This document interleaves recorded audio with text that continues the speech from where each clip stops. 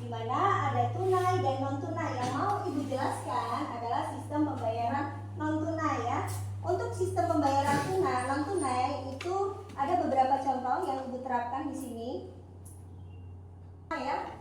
Contoh yang pertama adalah sistem pembayaran tunai dengan gambar kartu kredit ya. Jadi kartu kredit adalah alat pembayaran non tunai dengan menggunakan kartu yang diterbitkan oleh bank. Kartu kredit ini dapat membantu Anda ya. Jadi kalau kita berbelanja ya itu tidak harus menggunakan uang cash, tapi bisa menggunakan uang elektronik atau yang disebut dengan kartu kredit. ATM itu dibagi dua, ada kartu kredit dan kartu debit.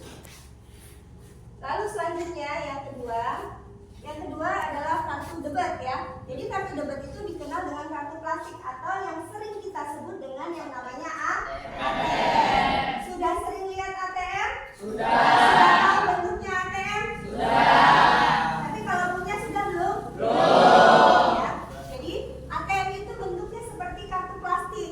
Dia bisa menggunakan untuk berbelanja kapan saja dan bisa dicairkan kapan saja dan dimanapun, termasuk di ATM ya. Bedanya dengan kartu debit ya, kartu kredit. Kalau kartu kredit itu ibaratnya kita ngutang dulu ya, beli barang dibayar oleh kartu kredit, tetapi nanti tagihan itu akan dibayarkan di kemudian hari ya, sesuai dengan berapa jumlah yang kita pakai.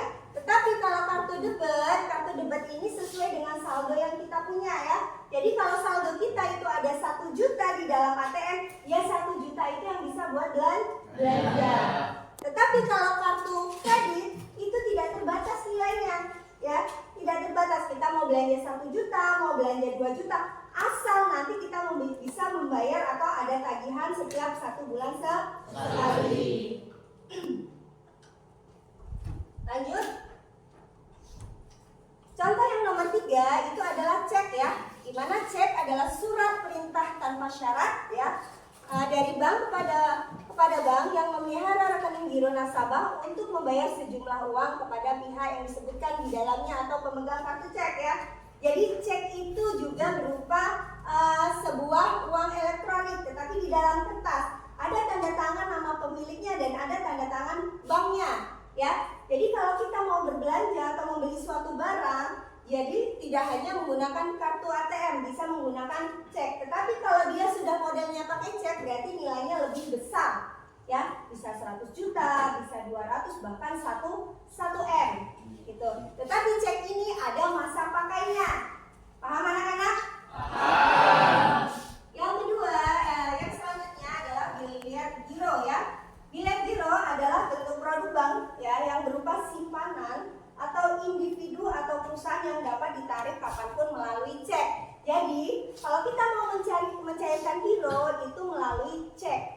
Tadi kita sudah belajar cek ya. Jadi cek itu adalah surat perintah dari bank yang untuk pemegang. Yang terakhir yaitu adalah mobile banking ya. Mobile banking itu adalah sebuah layanan dalam bentuk aplikasi untuk mentransaksi perbankan melalui ponsel atau smartphone. Jadi M-Banking itu ada aplikasinya di dalam HP ya. Mungkin kalian sudah pernah tahu ya, atau orang tuanya yang punya M-Banking ya. M-Banking itu atau disebut juga dengan mobile banking ya. Jadi kita punya aplikasinya. Kenapa harus pakai mobile banking? Itu sebenarnya memudahkan kita. Kita mau bayar listrik ya, mau beli pulsa, itu bisa kita gunakan melalui M-Banking atau mobile banking. Nah, sudah jelas anak-anak dari sini pemahaman tentang alat pembayaran non tunai. Yang Ibu terangkan tadi semuanya adalah tentang pembayaran alat non tunai. Sekarang Ibu akan tampilkan sebuah video. Dari video ini Ibu mohon tolong disimak baik-baik. Kalian cari permasalahan dalam video tersebut. Bisa anak-anak? Bisa.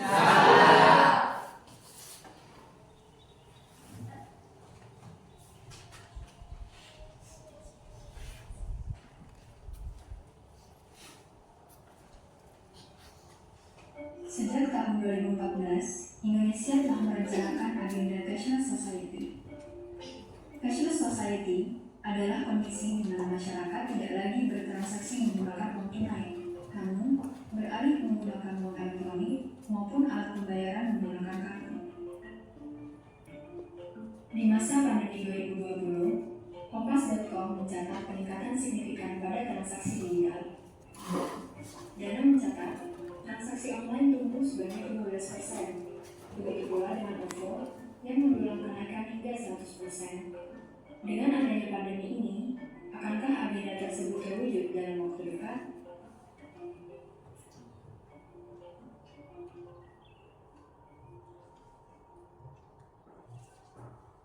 Ya, ada lagi ya.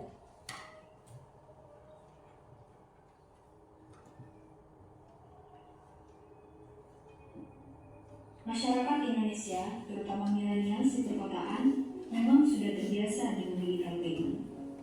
Sebut saja Dana, OVO, GoPay, dan masih banyak lagi. Agenda dengan nama Gerakan Nasional Non Tunai atau GNT mencanangkan transformasi Indonesia menuju cashless society. Hal ini bisa kita lihat dari pembayaran tol yang sudah menggunakan e-money dan juga peluncuran KRIS oleh Bank Indonesia di tahun 2019. KRIS adalah QR Code yang dikeluarkan oleh Bank Indonesia sebagai standar pembayaran digital melalui aplikasi uang elektronik server base, dompet digital, maupun mobile banking. Kok bisa sih? Dulu bukannya pakai ADM ya? Bisa dong, lo lihat deh, oh ada yang kris